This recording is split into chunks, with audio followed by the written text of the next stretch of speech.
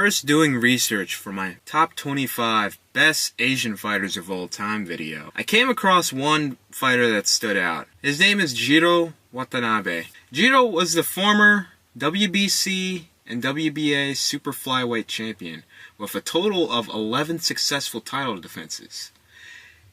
He retired quite early in his professional career, only fighting for 7 years with the record of 26-2 with 17 knockouts. After retiring from boxing fully, Jiro went on to the Yakuza life. For the longest, I never knew what he actually did in details, till I came across his story on a forum not too long ago. Here's the story of my opinion, the most savage man in boxing. I was born in a small rundown hospital in the corrupt town of Yonezawa, Japan, on the 16th of March 1955. I had a fairly rough childhood. There was very little food to go around. When the government trucks did decide to come with food, rice, grains, etc., we had to essentially fight our way to the front of the crowd in the hope of finding any food. It generally resulted in us going hungry for a long while. To keep me active and to have the ability to defend my mother as my father went to Tokyo in the hope of finding work the week I was born, my older sister and I decided to start Shotokan Karate. After just weeks of training, my master noticed I took a real shine to the sport. He started to teach me the worldwide boxing techniques out of hours at no cost. After 3 years, when I was 17, he asked whether or not I wanted to go into a professional boxing tournament. This tournament was only designed for people under the age of 21. It was perfect for me to start my future career. Years later, after winning many tournaments and leagues, I had many sponsors and a load of money. I made sure my mother and sister had more than enough money to live the life they both deserve. I continued boxing until I was 31 in 1990. I decided to live a quiet life in the tropical area of Okinawa. I had a nice life there, at least for a while. In 1999, I was arrested for two things. I blackmailed some debtors to my import business to give me 200% of what they owed to me by the end of the week, or else I would kill or beat them the fuck to death. The other reason was for giving a gun to a friend who was later convicted of murder. The gun was traced back to me. 3 years later, in 2002, the prison I was in had a bomb attack carried out by the Yakuza. I was able to get out and swim to a nearby island where I met multiple members of the Yakuza. I stuck around with them for months. I got to meet loads of people and generally socialize with loads of great people. One thing led to another, and I ended up banging this receptionist chick who worked at one of their cover sites. A cover site is an illegal money printing location. By this point, I was practically a member of the mafia because I was known by most who carried out a fair amount of the assassinations in my local area. My most important target was Ito. I was successful with that job later that week. I was formally invited into their organization and became an official member. However odd it may seem, a life as a hitman is great. I never look back, and I never will. One morning, I was rudely woken up by a member because a new contract came in. I peered at the front of the envelope to see what sadistic fuck I had to put down next. I saw Miss Watanabe, the same name as my mother. Upon opening the letter, my worst fears were confirmed. I was given the orders to kill my mother. All the proof was there. No one should have to do this. No one. Days of solitude.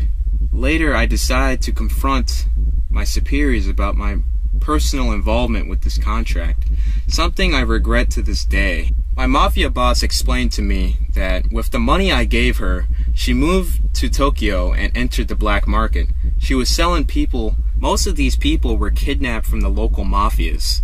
The highest bidder would win. This occupation would not have been an issue, well, that was until she decided to kidnap, detain, torture, drug, and then sell nearly 30 Yakuza operatives. The images her organization released even made me gag. She had a very unique way of torturing and killing people. The only phrase that can be used to describe her technique is spit roasted alive.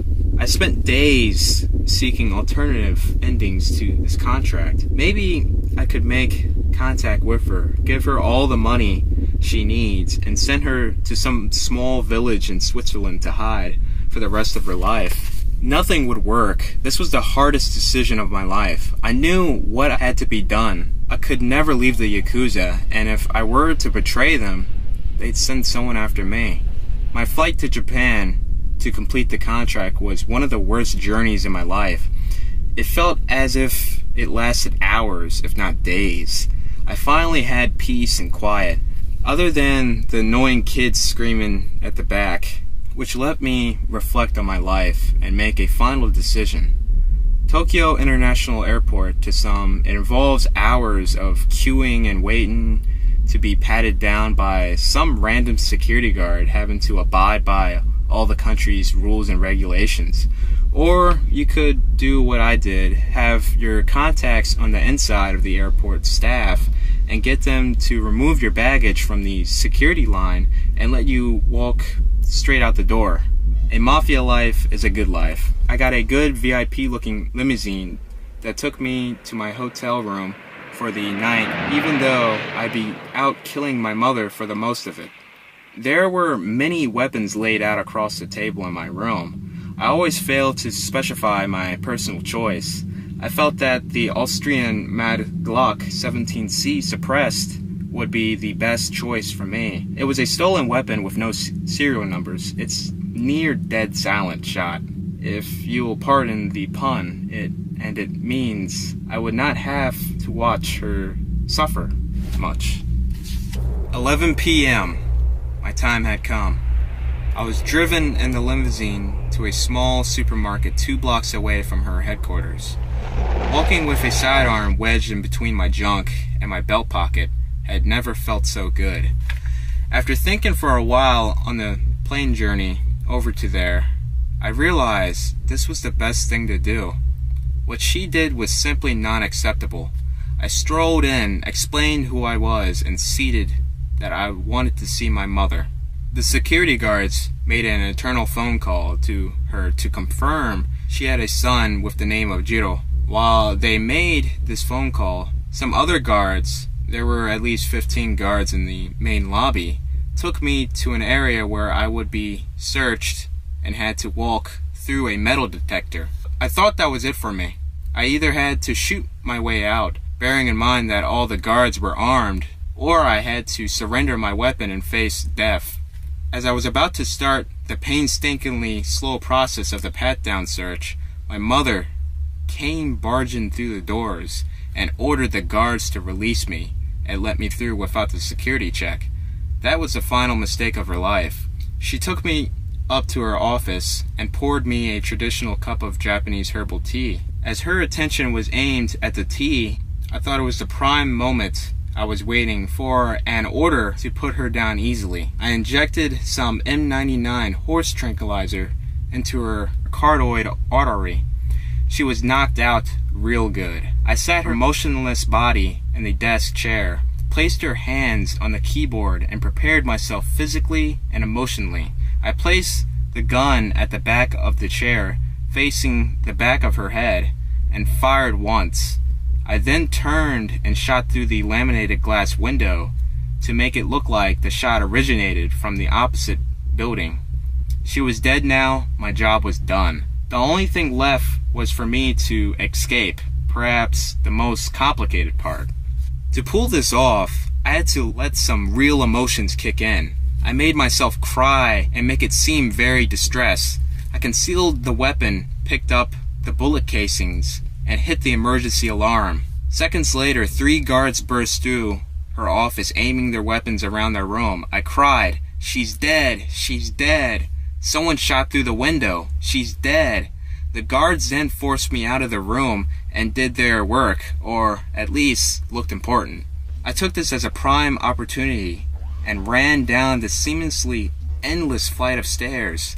Still looking panicked, I ran into the lobby again and shouted, "She's dead! She's dead! Everyone hide!" This put everyone in the lobby into a confused form of mayhem. I ran outside and got into the first cab I saw. My destination, the airport.